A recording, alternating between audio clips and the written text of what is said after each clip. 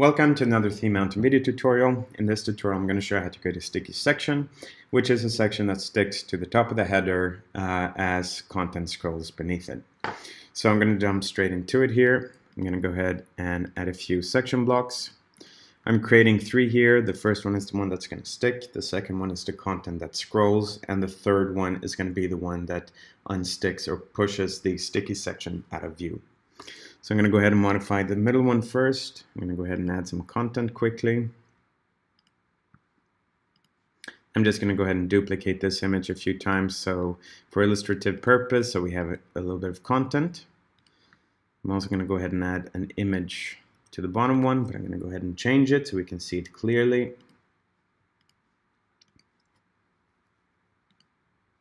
I'm then going to go ahead and add an ID to the push section here.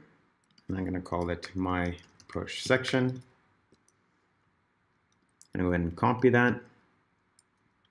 And I'm going to go up to the sticky section here. I'm going to go ahead and modify the settings. I'm going to go ahead and click yes for make section sticky. And when I do that, I get three additional options: extra space top, bottom, and the push section. Now the extra space top determines the amount of pixels from the top of the viewport at which this section becomes sticky. The extra space bottom determines the amount of pixels from the push section at which the section unsticks, and the push section just defines the class or ID of the section block that unsticks the sticky section. So what I'm going to go ahead and do here first is paste in the ID. I'm going to add a hashtag in front of it.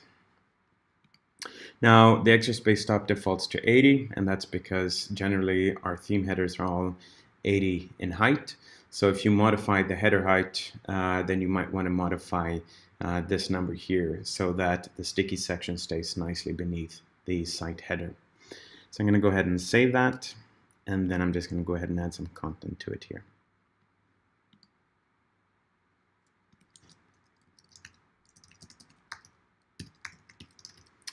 There we go. I'm going to go ahead and save that, and then we can see what this looks like.